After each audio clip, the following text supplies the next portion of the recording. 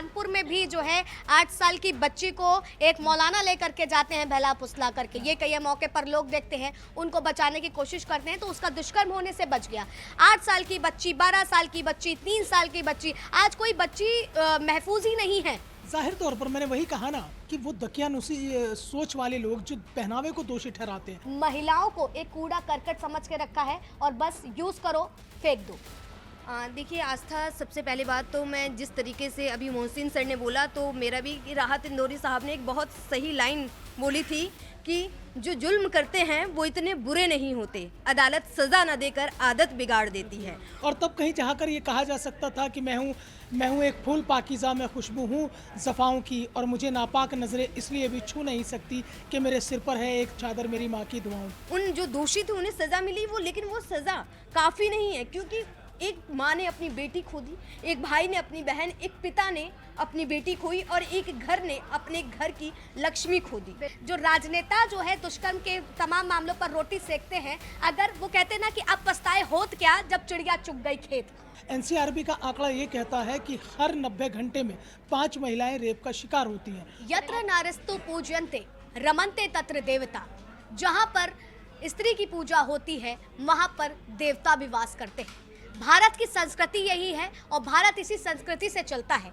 लेकिन इस बीच ऐसी कई चीज़ें सामने आई जो लगातार उस संस्कृति पर भी सवाल कर रही हैं और उस पर चोट पहुंचा रही हैं। ये हम क्यों कह रहे हैं, ये समझने वाला विषय है और इस पर फिक्र करनी भी ज़रूरी है, क्योंकि देखा गया है कि देश में तमाम दुष्कर्म के मामले रुकने का नाम नहीं ले रहे हैं। आए दिन रेप के बड़े बड़े मामले आते हैं और जब से अयोध्या कांड का जिक्र हुआ है उसके बाद से देखा गया है कि लगातार किस तरीके से रेप के मामले बढ़ते जा रहे हैं। हम केवल उत्तर प्रदेश की बात नहीं कर रहे हैं, हम पूरे भारत में उस राज्यों की बात कर रहे हैं जहां पर दुष्कर्म के मामले रुकने का नाम नहीं ले रहे हैं। अब इसी पे ही चर्चा करने के लिए हमारे साथ न्यूज रूम में कामनी जी हैं, मोहसिन सर हैं, जिनसे हम चर्चा करेंगे और जानने की कोशिश करेंगे उस पहलू को कि आखिर भारत की संस्कृति पे आखिर ये जो चोट पहुंच रही है उसके पीछे की वजह क्या है। कौन सी ऐसी समाज की मानसिकता है जो आज इतने ऊंचे पायदान पर पहुंच गई है कि दुष्कर्म के मामले महिलाओं को कुछ समझा नहीं जाता है, जबकि इन्हीं भारत में ही 9 दिन महिलाओं को पूजा जाता है, पूजन होता है। शायद यही हमारी संस्कृति है और इसी संस्कृति पर चलने का उद्देश्य हर कोई देता है। सीधे मोहसिन सर आपके पास आएंगे और जानने की कोशिश करेंगे कि ये सवाल मेरा आज उठना इसलिए ज़रूरी हो गया जिस तरीके से कर्नाटक में एक ट्रेनी डॉक्टर के साथ जो विभत्स घटना हुई है, दुष्कर्म हुआ है। क्यों ऐसा है कि आखिर भारत की संस्कृति पर ये लगातार चोट पहुंचती जा रही है? देखिए आस्था, जैसे आपने शुरुआत की है संस्कृति और सभ्यता से, हिंदुस्तान की वो संस्कृति और सभ्यता रही है जहाँ कभी ये कहा जाता था कि जब महिलाएं घर की दहलीज से बाहर निकलती थी तो वो अपने आप को खुद को सुरक्षित महसूस करती थी, महफूज महसूस करती थी, क्योंकि वो संस्कार, वो सभ्यता, वो तहजीब हमारी हुआ करती थी हिंदुस्तान की। और तब कहीं चाहकर ये कहा जा सकता था कि मैं हूँ एक फूल पाकीज़ा, मैं खुशबू हूँ ज़फ़ाओं की, और मुझे नापाक नज़रें इसलिए भी छू नहीं सकती कि मेरे सिर पर है एक चादर मेरी माँ की दुआओं की। तो वो एक जो तहजीब चला करती थी वो कहीं ना कहीं बहुत पीछे छूट गई है। अब दूसरी चीज़ आप इस तरह से समझ लीजिए, अगर एनसीआरबी के आंकड़ों को देखते हैं जो 2022 तक के ताज़ा आंकड़े हैं एनसीआरबी के, उसमें न केवल उत्तर प्रदेश बल्कि मध्य प्रदेश, राजस्थान, कोलकाता, तमाम जो ऐसे राज्य हैं हिंदुस्तान के जहां पर इस तरह से रेप की घटनाएं आई हुई हैं। एनसीआरबी का आंकड़ा ये कहता है कि हर 90 घंटे में 5 महिलाएं रेप का शिकार होती हैं। तो अब आप लगाइए कि हर 90 घंटे में अगर 5 महिलाएं रेप का शिकार हो रही हैं तो ऐसे में कमी कहाँ आ रही है। देखिए इसमें 2 चीज़ें हैं। सबसे पहली तो ये कि एक सामाजिक गिरावट आई है। सामाजिक गिरावट से आप नज़रिया इस तरह से है कि जो हमारे नैतिक मूल्य थे, जो हमारे संस्कार थे, जो हमारी सभ्यता थी, वो कहीं बहुत पीछे छूट गई है। आज का ज़माना इंटरनेट का आ गया है। आपके हाथ में मोबाइल फ़ोन है, एंड्रॉइड फ़ोन है, आप जैसा चाहे उसका इस्तेमाल कर लीजिए। उसका इस्तेमाल आप पढ़ने के लिए भी कर सकते हैं, उसका इस्तेमाल आप जानकारी के लिए भी कर सकते हैं। लेकिन आज उसका इस्तेमाल किस लिए हो रहा है? इसलिए कहा जा रहा है कि जो आपका स्मार्टफोन है वो टॉयलेट से भी गंदा है। क्योंकि आप चाहें तो आप उसमें किस तरह की चीज़ें देख रहे हैं, आपका बच्चा किस तरह की चीज़ें देख रहा है, वो किस तरह के संस्कार ले रहा है। आज हम ये नहीं सिखाते हैं कि बेटा जैसे आपके घर में बहन है या आपके घर में आपकी माँ है, आप उस तरह से ही आप दूसरे की माँ बेटी की इज्जत कीजिए, आप ये नहीं सिखा रहे हैं। दूसरी सबसे बड़ी चीज़ आस्था मुझे जो नज़र आती है कि इसमें कहीं ना कहीं सख्त कानून बनाने की ज़रूरत है। ऐसे रेप के मामलों को फास्ट ट्रैक कोर्ट में लाने की ज़रूरत है। अगर आप फास्ट ट्रैक कोर्ट में ऐसे केसेस को लाएंगे तो निश्चित रूप से ऐसे मामलों पर रोक लग सकती है। क्योंकि गोस्वामी तुलसीदास ने भी लिखा था कि कि भय बिन होए ना प्रीत। अगर भय नहीं होगा तो प्रीत भी नहीं होगी। प्रीत से यहाँ ताल्लुक नहीं है, यहाँ भय से ताल्लुक है। आपको एक डर बनाने की ज़रूरत है। जिस तरह से निर्भया कांड के दोषियों को फांसी की सज़ा दी गई, उससे पहले मुझे याद आता है कोलकाता का एक केस था, हितल पारिक का एक केस था जिसमें धनंजय चटर्जी को फांसी की सज़ा हुई थी। 14 फरवरी को उसे फांसी की सज़ा दी गई थी। तो इस तरह के जो केसेस हैं वो फास्ट ट्रैक कोर्ट में लाने की ज़रूरत है। और मुझे लगता है कि रेप के मामलों में, क्योंकि एक ऐसा जघन्य अपराध है जिससे आप एक घर की इज्जत ही नहीं बल्कि उसकी सामाजिक जो ताना बाना उसका बुना हुआ है उसे आप कहीं ना कहीं तोड़ने की कोशिश कर रहे हैं। तो मुझे लगता है कि अगर ऐसे केसेस फास्ट ट्रैक कोर्ट में आए, कम से कम फांसी की सजा और उसमें दया याचिका निरस्त कर देनी चाहिए, बिल्कुल निरस्त कर देनी चाहिए।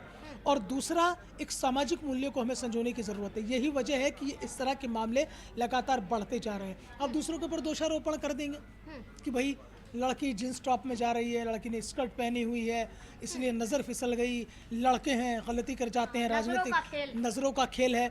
तो मेरा सवाल उन लोगों से यह है जो ऐसी दकियानुसी बातें कर रहे हैं। एक 5 साल की बच्ची, एक 8 साल की बच्ची जो फ्रॉक में घूम रही है, उसके पहनावे को आप देखकर और जिस तरह की घटनाएं सामने आती हैं 8 साल की बच्ची के साथ, 5 साल की बच्ची के साथ, कानपुर में भी जो है 8 साल की बच्ची को एक मौलाना लेकर के जाते हैं बहला फुसला करके। ये कई मौके पर लोग देखते हैं, उनको बचाने की कोशिश करते हैं तो उसका दुष्कर्म होने से बच गया। 8 साल की बच्ची, 12 साल की बच्ची, 3 साल की बच्ची, आज कोई बच्ची महफूज ही नहीं है। जाहिर तौर पर मैंने वही कहा ना कि वो दकियानुसी सोच वाले लोग जो पहनावे को दोषी ठहराते हैं कि भाई ये पहन के लड़की जा रही थी, ये पहन के लड़की जा रही थी। एक 8 साल की बच्ची मासूम क्या पहनेगी, फ्रॉक में घूमेगी ना। तो आप उसके पहनावों को लेकर आप इस तरह की टिप्पणी करेंगे तो ये कहीं ना कहीं ये दर्शाता है कि जो आपके सामाजिक मूल्य हैं, आपके नैतिक मूल्य हैं, उनमें गिरावट है, आपके संस्कारों में कमी है। आपको जो घर से एक तहजीब, एक तालीम मिलनी चाहिए थी, एक शिक्षा मिलनी चाहिए थी, वो कहीं ना कहीं नहीं मिली है। बिल्कुल। कामनी, आपसे मैं जानना चाहूँगी, जिस तरीके से अभी मोहसिन सर ने भी जो है एनसीआरबी रिपोर्ट के आंकड़ों की बात करी, हालांकि ये 2022 की है, लेकिन 2024 आते आते बहुत से ऐसे मामले हैं जो एक बड़े पैमाने पर देखे जा रहे हैं। हैदराबाद में जो एक डॉक्टर के साथ हुआ, ठीक इसी तरीके आज कोलकाता में भी ट्रेनी डॉक्टर के साथ होती है घटना। क्यों आखिर ऐसा है? आप एक महिला हैं, मैं आपसे जानना चाहूँगी क्यों ऐसी सोच, ऐसी जो मानसिकता है लोगों में पनप रही है जो आज के समय महिलाओं को एक कूड़ा करकट समझ के रखा है और बस यूज़ करो फेंक दो। देखिए आस्था, सबसे पहले बात तो मैं जिस तरीके से अभी मोहसिन सर ने बोला तो मेरा भी कि राहत इंदौरी साहब ने एक बहुत सही लाइन बोली थी कि जो जुल्म करते हैं वो इतने बुरे नहीं होते, अदालत सज़ा न देकर आदत बिगाड़ देती है। तो ये बहुत ज़रूरी है कि देखिए सज़ा अगर आप देर से दे रहे हैं तो वो सज़ा, हम उसे सज़ा मानेंगे ही नहीं। जैसे निर्भया केस में हुआ, एक माँ को कितनी लंबी लड़ाई लड़नी पड़ी, उसकी बेटी ज़िंदगी और मौत से लड़ती रही और निर्भया के आखिरी शब्द थे उसके, वो शब्द थे उसके, मैं जीना चाहती हूँ। उसकी गलती क्या थी? वो तो डॉक्टर बनना चाहती थी ना, उसकी गलती क्या थी? और वही चीज़ है कि उसके लिए कितनी लंबी लड़ाई लड़ी गई, 2019-20 में जाके उसे इंसाफ मिलता है। क्या इसे हम इंसाफ कहेंगे? ये जो देरी है, क्योंकि जिस तरीके से अगर आप उस पूरे केस को ही देखें, अभी इस ताज़ा मामले को छोड़िए, अगर उसी केस को देखें जो एक हाई प्रोफाइल केस था, जिस तरीके से एक लड़ाई लड़ी गई, सोचिए एक माँ हार जाती, क्या होता? कितनी बार उसने कोर्ट के चक्कर लगाए होंगे एक माँ ने। और ये जो थी कि उसे सज़ा मिली, उन जो दोषी थे उन्हें सज़ा मिली, वो लेकिन वो सज़ा काफ़ी नहीं है, क्योंकि एक माँ ने अपनी बेटी खो दी, एक भाई ने अपनी बहन, एक पिता ने अपनी बेटी खोई और एक घर ने अपने घर की लक्ष्मी खो दी। लेकिन वो जो थे दरिंदे, वो आराम से जेल में बैठते रहे, रोटी तोड़ते रहे और सालों तक आराम की ज़िंदगी जीते रहे। और सबसे बड़ी बात है कि हमारा जो लॉ है वो इस तरीके का है कि 100 गुनहगार छूट जाएं लेकिन एक बेगुनाह को सज़ा नहीं होनी चाहिए। बिल्कुल ये ठीक है, लेकिन यहाँ पर सबसे बड़ी बात यही है, जो वही मैं दोबारा कहूँगी कि सज़ा समय पर नहीं मिलना भी एक तरीके से उन लड़कियों के साथ नाइंसाफ़ी है। और जिस तरीके से अभी आपने कोलकाता की बात की, हैदराबाद में जिस तरीके का इंसाफ मिला, हर किसी ने ये बोला कि ये इंसाफ बहुत ज़रूरी है, जिस तरीके से एनकाउंटर किया गया था उसमें। लेकिन बड़ी बात यह है कि एनकाउंटर कोई इंसाफ नहीं होता। इंसाफ ये है कि कितनी जल्दी, जिस तरीके से सर ने बोला कि फास्ट ट्रैक कोर्ट में जल्दी से जल्दी उन केसों पर सुनवाई होनी चाहिए।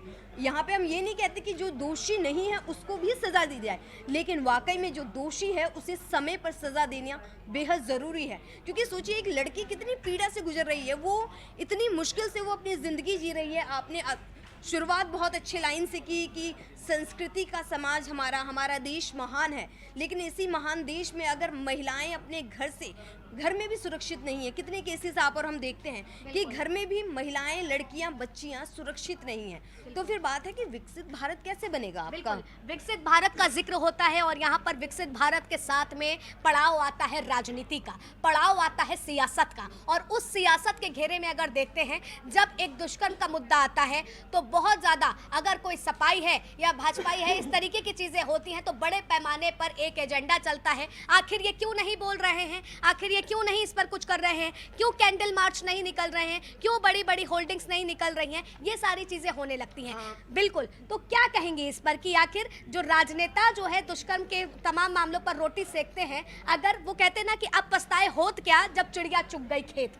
बिल्कुल, देखिए आस्था, ये बहुत ज़रूरी है कि राजनेता जिस तरीके से, आप चाहे कितना भी बेटी बचाओ बेटी पढ़ाओ का नारा कर लें, कैंपेन चला लें, लेकिन अगर सही समय पर अगर अयोध्या को लेकर, अयोध्या कांड को लेकर आप कह रहे हैं गलत हुआ है, वाकई में गलत हुआ है, बुलडोज़र भी चलाया आपने, आप कार्रवाई करते हुए दिखाई दे रहे हैं, लेकिन वहीं पर अगर लखीमपुर खीरी का मामला देख लो, आप तमाम दूसरी जगह का जो हाथरस का मामला अगर हम देख लें, उन्नाव का मामला देख लीजिए, तो ऐसे में हर राजनीतिक पार्टी जब इन मुद्दों पर राजनीति करने लगती है, अखिलेश यादव शांत होते हैं, डीएनए की बात करते हैं। वाकई में उत्तर प्रदेश में कहा गया था, जब मुलायम सिंह, अखिलेश यादव की ही सरकार थी, तब ये था कि हाँ डीएनए टेस्ट होगा, लेकिन सवाल ये भी है कि जब आपकी सरकार थी तब आपने कितने डीएनए टेस्ट करवाए, सवाल ये भी है। लेकिन देखिए यहाँ पर तो ये भी चीज़ हो जाती है ना, डीएनए की बात होती है, जब इस तरीके के मामले आते हैं तो यकीनन जब वो कोर्ट की दहलीज पर जाते हैं, उसकी चौखट पर जाते हैं, तो डीएनए होना तो लाजमी हो जाता है। इस पर मोहसिन सर आपसे जानना चाहेंगे कि ये डीएनए की राजनीति, और इसी के साथ ही साथ देखा गया था बड़े बड़े पोस्टर लगे थे कि लड़के हैं गलती हो जाती है, स्वर्गीय मुलायम सिंह के बयान थे, और उसको लेकर के भाजपा भी राजनीति कर रही है। देखिए असल में दो चीज़ें हैं। मुझे नहीं लगता कि इतने संवेदनशील मामले पर सियासत होनी चाहिए कि आप देखिए एक लड़की की एक असमत चली गई, एक लड़की की इज्जत चली गई, एक घर की पूरी आबरू चली गई, और उस आबरू को जाने के बाद अब आप उसे बीच सड़क पर, चौक चौराहे पर उसे नीलाम कर रहे हैं। आप एक लड़की जो इतनी मुसीबत से गुजर रही है, जिसने वो असहनीय पीड़ा झेली है, जिसने वो एक दरिंदगी को अपनी आंखों के सामने होते हुए देखा है, आप उसे बार बार उस चीज़ को कुरेदेंगे और उस चीज़ को बार बार आप लाकर उसका मीडिया ट्रायल करेंगे, उसका राजनीतिक ट्रायल करेंगे, तो मुझे नहीं लगता है कि ये कहीं ना कहीं अपने आप में सही है। रही बात डीएनए की, जिस तरह से अखिलेश यादव ने कहा कि भाई सज़ा का तब प्रावधान होना चाहिए जब डीएनए टेस्ट करा दिया जाना चाहिए, मतलब एक लड़की का फिर तमाशा बनाएंगे। जो लड़की ये कह रही है कि उसके साथ रेप की घटना हुई है, ठीक है, उसने वो दरिंदगी, वो हैवानियत को झेला है, आप उस लड़की का डीएनए टेस्ट कराकर उसे एक बार आप फिर से तमाशा बनाना चाहेंगे, तो कुल मिलाकर इस पर सियासत नहीं होनी चाहिए। ऐसे मुद्दों पर कोई कह जाता था कि लड़के हैं गलती हो जाती है, ठीक है, इसमें देखिए चाहे सत्ता पक्ष हो चाहे विपक्ष हो, इसमें आपको ये देखना चाहिए कि एक घर की इज्जत गई है, तो उस घर की इज्जत को बचाने की कोशिश होनी चाहिए। उसे बीच सड़क, चौक चौराहे पर नीलाम करने की कहीं ज़रूरत नहीं है, और इसकी समाज इजाज़त भी नहीं देता है।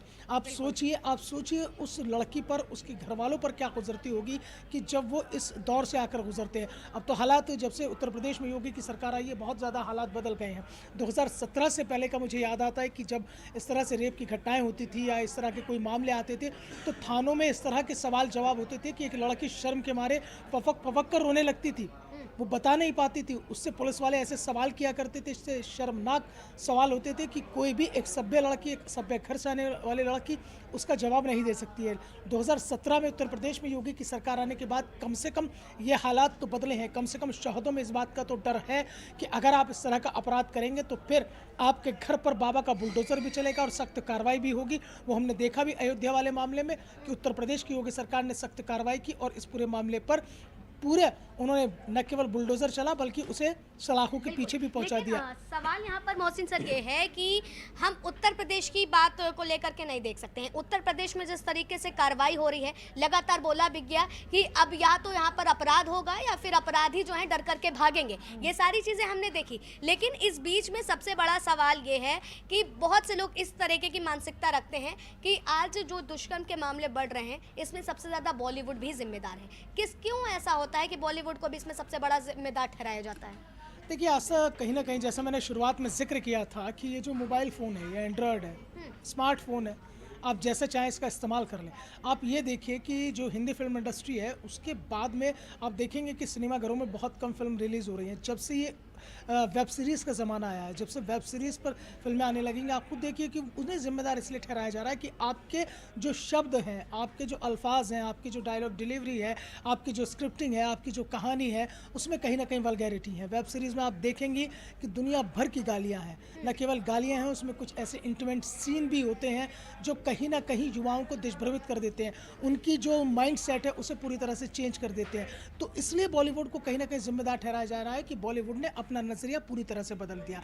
और कहा यह जा रहा है कि देखिए, कहा जाता है ना कि जो दिखता है वो बिकता है, बिल्कुल। इसलिए कहा जाता है। तो इसलिए उस चीज़ को भी देखा जा रहा है कि अब जो है आज का युवा ये नहीं देखना चाहता है कि वो किस तरह से पारिवारिक फिल्में चलती हैं या किस तरह से पारिवारिक फिल्मों का एक ज़माना हुआ करता था। आज का युवा तो भाई वो देखना चाहता है कि धूम धड़ाका हो, गाली हो, गुफ्तार हो, ये हो। तो वो चीज़ें आप अपने परिवार के साथ बैठकर नहीं देख सकते। तो कहीं ना कहीं बॉलीवुड इसमें जिम्मेदारी इसलिए तय हो जाती है कि आपकी जो टेक्निक है, आपकी स्क्रिप्टिंग है, वो कहीं ना कहीं वल्गैरिटी की तरफ जा रही है। कामनी, आपसे जानना चाहेंगे, फिर इस डिबेट को खत्म करेंगे। अभी हम शुरुआत में बात कर रहे थे तो चर्चा उठ गई थी छोटे कपड़ों की। क्यों महिलाओं के छोटे कपड़ों पर लगातार सवाल खड़े होते हैं? क्यों आखिर पुरुष का मन जो है, आंखें जो है उनकी डोलने लग जाती हैं महिलाओं के छोटे कपड़े देख के? आस्था, अगर कपड़ों की अगर बात की जाए, कपड़ों पे जो लोग सवाल उठाते हैं उनसे सवाल है कि 3 महीने की बच्ची कौन से कपड़े पहन के आपको आकर्षित करती है जब आप 3 महीने की बच्ची के साथ दुष्कर्म करते हैं। अगर उत्तर प्रदेश में देख लिया जाए तो अगर 2022 की एनसीआरबी की अगर रिपोर्ट की अगर बात करें तो उसमें क्या है कि 2022 में जो आया रेप के मामले में सबसे नंबर 1 पर राजस्थान है, लेकिन अगर गैंग रेप की यहाँ पर बात की जाए तो उसमें उत्तर प्रदेश सबसे आगे आता है। मतलब कि सिर्फ अकेला एक व्यक्ति नहीं, सामूहिक होकर ये लोग एक बच्ची, एक लड़की, एक महिला के साथ सामूहिक दुष्कर्म करते हैं।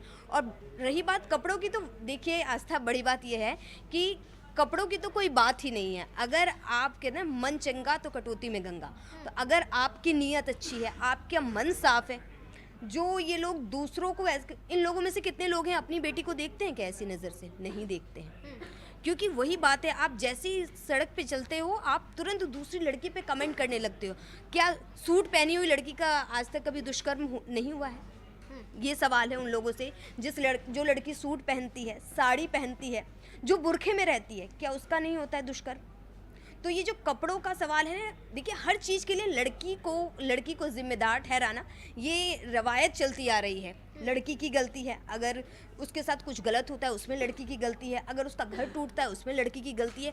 चाहे कोई भी मुद्दा देख लीजिए, ग्लैमराइज करके एक लड़की को दिखाया जाता है कि एक लड़की किस तरीके से गलत है, क्योंकि लड़के हैं, लड़कों से तो गलती हो जाती है। बिल्कुल। तो देखिए, इस डिबेट का हमारा मकसद था कि आप तक उस आवाज़ को पहुंचाया जा सके, आप तक उस सियासत को पहुंचाया जा सके, आप तक उस संस्कृति की बात को पहुंचाया जा सके जो लगातार कहीं ना कहीं विलुप्त होती जा रही है। और इस पूरे सारी चीज़ों में समाज की मानसिकता एक कहीं दूसरी ओर जाती हुई दिख रही है और इंसानियत खत्म होते जा रही है, जो भारत की संस्कृति पे सबसे बड़ा चोट है। क्या कहेंगे? कमेंट सेक्शन में ज़रूर बताइएगा। वीडियो जर्नलिस्ट अनिकेत के साथ में आस्था तिवारी।